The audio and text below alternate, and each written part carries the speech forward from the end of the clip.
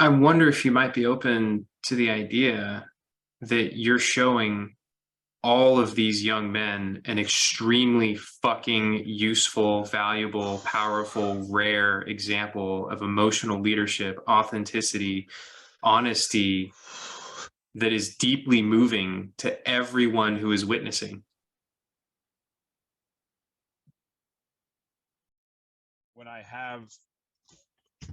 I have the evidence to the contrary, then I'll be enough, and then I can move forward and then be successful. But then I keep trying to gather up information to make me feel good enough. So I think that's really coming up. That's perfect, man. Like this is the trifecta. The not enough, not good enough, not worthy. This is what I genuinely feel is like my soul calling and life purpose to help with. So I'm really glad that you chose that. Thank you. So first, I want to begin just by checking in, Kent. I think that we ought to do the sense test to figure out which one of these actually resonates most strongly. So are you open to just saying some of these out loud and noticing what comes up for you? I have nothing to lose. So, I mean, everything Great. to gain. So. Beautiful. That's always true. All right. So let's start with some nonsense first. What happens if you say, I'm a prickly bear cactus? I am a prickly bear cactus. Just silliness. Yeah.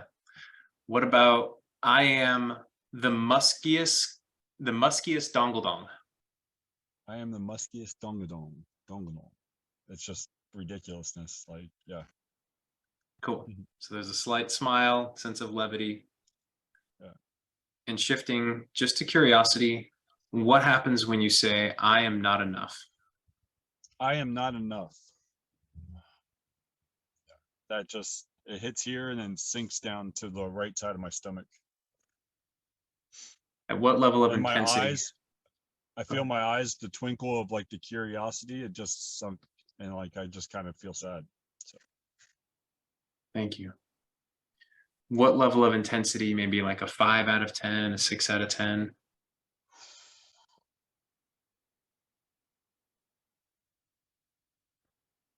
Yeah, that's pretty hard. It's pretty hard. Yeah. Let's call it like an 8 out of 10. Yeah, you can say that. Thank you, brother. Thank you. Just take a deep breath in. It's powerful work. Try to just center yourself. I see you thinking, looking back at old memories. Just be grateful for this now moment. You're here. You get to let these go.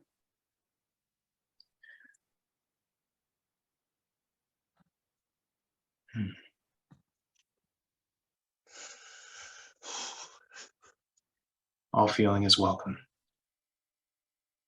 Just tired of feeling like a fuck up, bro. It's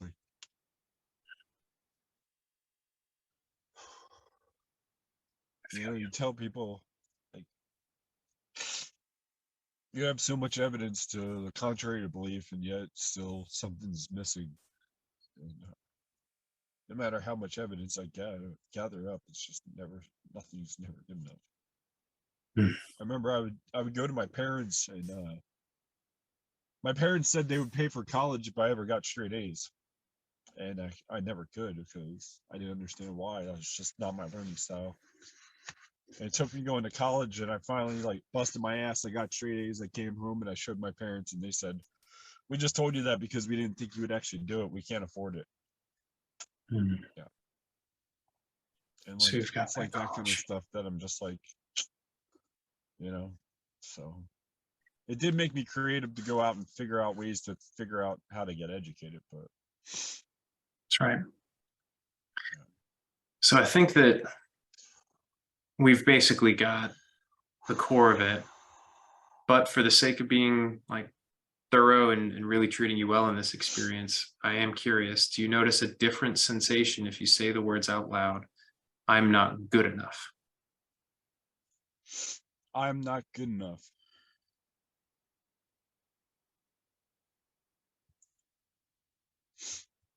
That's bullshit.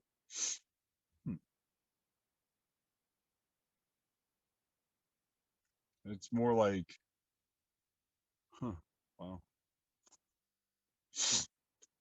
I mean, when you said it before, it was like I was internally holding it back and kind of worried about saving face and wearing a mask. But now that I said it out loud and I was just like, I released energy and I cried in front of everybody. Fuck it.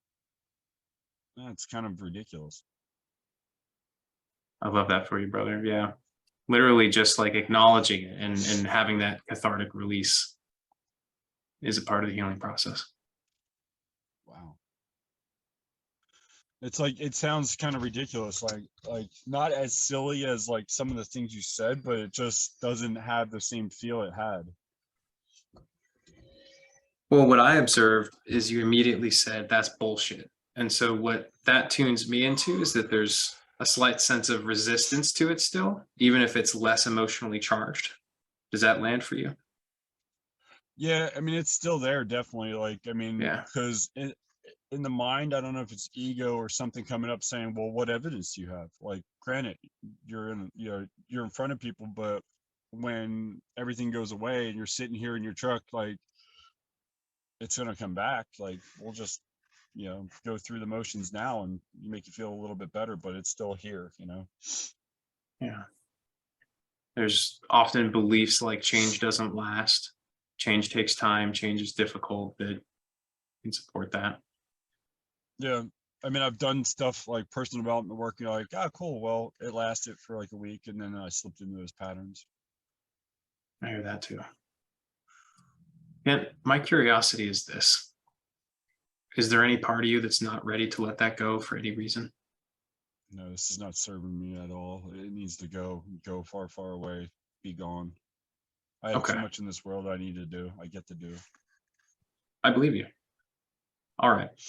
I'm going to ask you some super, super simple questions. None of it is meant to insult your intelligence. It's all just meant to illustrate the simplicity of the truth. You ready? Yep. Kent, take a look at your hand. The first question is, do you see your hand? Yeah. Sweet. Do you see I'm not enough anywhere on or in your hand? Do I see it that I'm not enough in my hand? Yep. On or in it. No. Are you sure? Yep. Absolutely. Makes sense. Look in the world around you. Do you see I'm not enough anywhere in three-dimensional space? No. Totally. The real magic trick, Kent, is always looking back through the images and memories in your past. And so let's start with not wanting to say the stupid stuff in class, having that fear, those memories when you were in school. If you look closely through those memories, did you ever actually see dangling around in three-dimensional space, I am not enough? No. And just breathe that in and keep looking closely anywhere it could have been, anywhere in your school experiences. Did you ever see I'm not enough? No. Okay.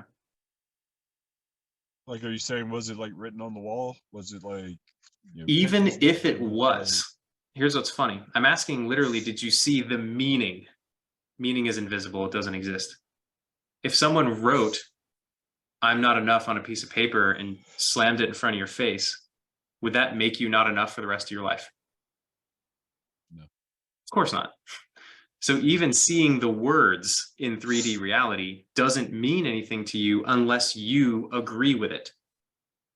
Does that make So I'm sense? giving it meaning. Yeah. Exactly. Exactly. Let's take a compassionate look back through that time that your parents made fun of your reading. If you look closely in that memory, did you ever actually see that you're not enough or not good enough? I didn't see it, but I felt it.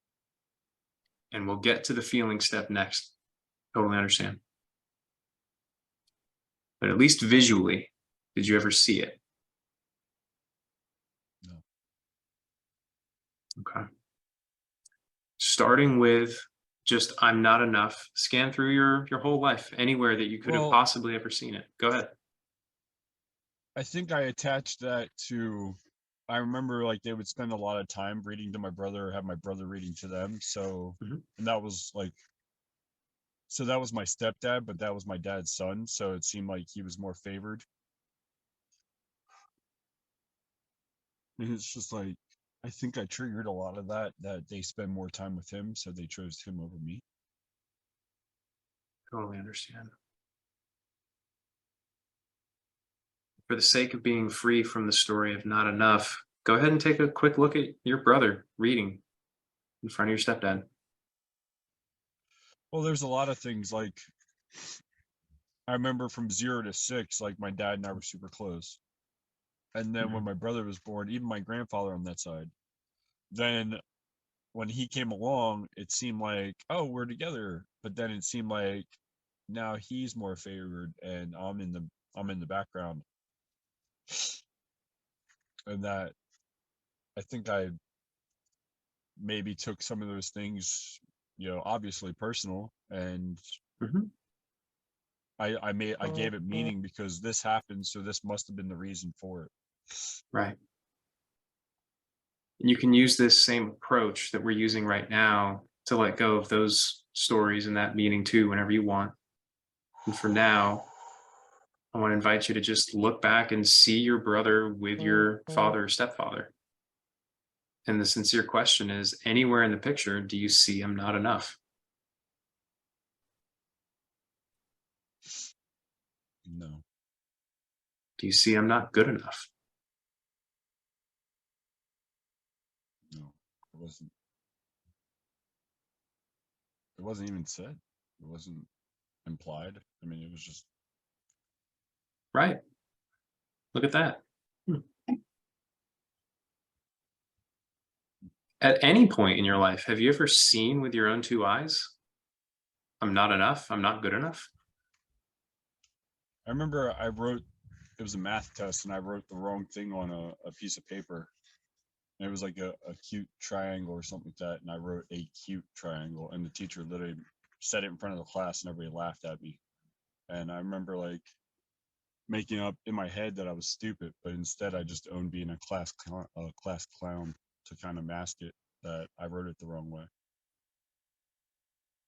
And in that experience, sincere question, did you see I am stupid? At the time, I felt stupid, but yeah, I didn't see it anywhere. Yeah, If anything, I like kind of masked it and like, yeah, I was being a clown. You know, totally. it was really because I didn't study and I just didn't apply myself. So when I took the test, I just wrote whatever I thought. So it's really looking back on it, it was like if I would have applied myself, maybe I would have been not in that situation in the first place. I see. And the question again, just to make sure that the meaning does disconnect.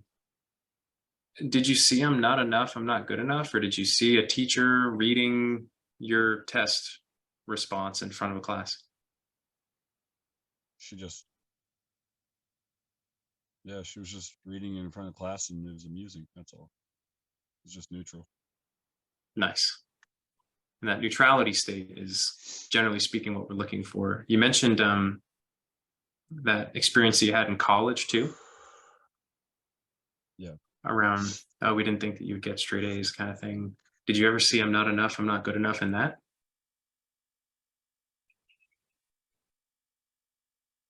No, but I was also the, and nobody in my family actually went to college. I was the first one to break the mold to go there, and they all told me like, don't, that's not needed. Like, just go get this job and like you work your way up and just stay there for 30 to 40 years, and so they just kept telling me that's not a path I need to go, and then I was like, no, this is needed, and like I think it was kind of them saying like, hey, if you go there, I don't think they wanted to tell me they couldn't afford it, so it wasn't about me getting straight A's or not. It was just the fact that I think that that was the excuse they were giving, maybe. I see. Thank you. So the question always boils back down to, At any point in your entire life, Kent, have you ever seen that you're not enough or not good enough? No. Cool. Are you sure? I mean, I've never physically seen it, like where it's just like any situations where it's like nobody actually said you are not good enough, like you shall not pass, you know, that kind of thing. Like Yeah. it was never like, huh. I mean, it's like I gave it meaning. Like, I mean, I remember when I was a kid and I was with my grandfather, we went to Tennessee and everybody's riding four-wheelers. And I remember giving it meaning, like I didn't get a chance to go. I was like, why don't they like me? Why don't I get to go? Yeah. And I remember I was like, I didn't stick up for myself until finally it all came out. And they're like, oh, well, you were just wearing really nice clothes. Like we thought you just didn't want to get muddy. But I made up this whole story that they didn't like me and they didn't give me a chance to go on the four-wheeler. So that's why I wasn't able to go, because I wasn't good enough. And knowing But that, even then, looking back at it, Mhm. it's like it wasn't anything. No one ever told me. I had no evidence to say I wasn't good enough. It was just they just assumed I was overly dressed that I didn't want to get. Oh, There you go. oh. So you say at different parts, different points in time, you felt not good enough. Yeah. Try to tune into that sensation. Try to tune into the feeling of not good enough. Let me know when you're present with it. Tune into the feeling of not going. Yeah.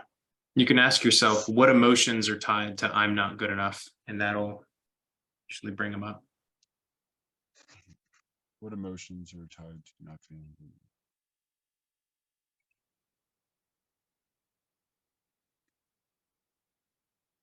I don't know if it's a feeling, but just like a worthiness, like I I don't belong here, or other people deserve it more than I do. Um, Yeah. So a those are some sinking feeling, thoughts. or yeah, There you go. Keep going with that. The sinking feeling. like a sinking feeling. I find it like in the pit of my stomach, like just below here. There's like, like kind of a hopelessness, or why am I here? Like, what do I have to offer? Thank you.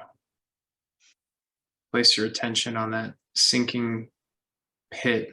It's below the stomach, that sense of hopelessness. And let me know when you feel present with it, Ken. It's like, I mean, so many other people know so much more than me. So why? What do I have to offer? Like, what do you should listen to them, not me. Like, or I'll never be that, or I couldn't compete at that level because I don't have And the that the ability or something. story, the story that's around the feeling is important. But in terms of helping you become free from the sense of not good enough, I invite you to put your attention on the feeling and just be with it. Let me know when you feel present and connected with that feeling. That sinking pit below the stomach. Yeah, some maybe closing eyes could help too. And are you with it? Yeah, it's more like just a anxiety feeling. Good. Just be with the anxiety. And I'll paint a metaphor to illustrate this point. If there was a little boy who was walking down the street 100 years ago with some ice cream and he accidentally dropped his cone on the ground and he had that same sinking pit feeling in his stomach and he felt some anxiety, would you tell that little boy that, oh, well, that just means that you're not good enough and not enough forever? No. Oh, right. So those feelings don't mean that, right? Yeah. Place your attention on that anxiety and let me know when you feel fully present and connected with it. Yeah. And the question is this: does this anxiety mean I am not enough?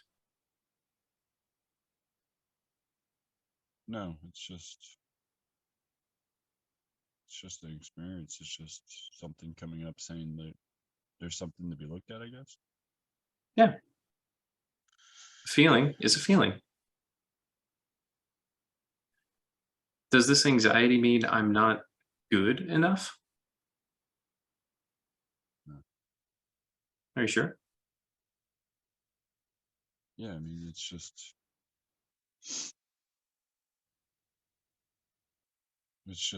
kind of saying that something's making me feel a certain kind of way, but I don't know what it is. But it's just, It's a feeling that's trying to serve as a signal. I got you. Yeah. yeah, it's like a trigger or something. There's something there, but I don't know what it is. But it's not what I mean. I gave it meaning.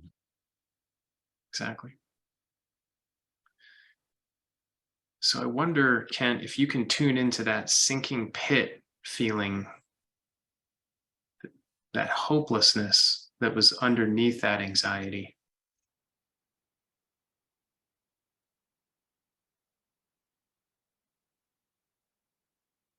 Let me know when you're with it. Yeah. Same question. Does this sinking pit mean I'm not good enough?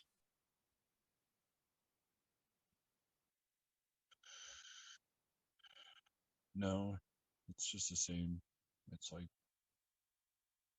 it's just a signal or something's like trying to trigger it. Yeah. And are you sure? Doesn't mean that? It's just yeah, it's just nothing. It's I just a mean, feeling, man. yeah, it's just okay. Is what it It's is. like a yeah, it's like a light on the dashboard. It's like it's not a big deal. It's just like a signal or something. Like it's okay. I experienced it. All right, you can erase now. All right, it's been noticed. So being with this sinking pit, the question is now, does this feeling mean I am not enough? I am not enough.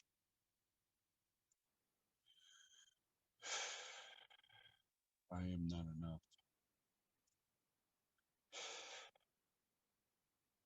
I don't get that drop sensation anymore. It's not like it's not pulling here. You know, it's not. Mhm. It's just really just neutral. Like it's. I am not enough.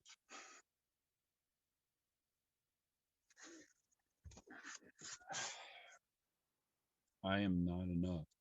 I don't get that sinking feeling. Like I don't sink into like it's almost like when I said it before, it's almost like I took a back seat, like let somebody else go. Like now I just feel like I am not enough.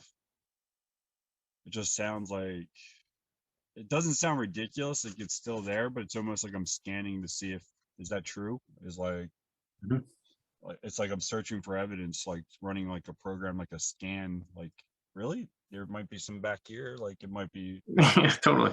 I get that. it's like I'm looking for evidence, but I am not enough. You're doing exactly the right thing. What I do in sessions is I invite people to try and find any feeling, any sensation, any memory that's still possibly tied to it at all. And then we Yeah, it just was let like them go, let them go, let them go, let them go until there's nothing. wow. I am not enough. I am not enough. Before I would even avoid saying it out loud.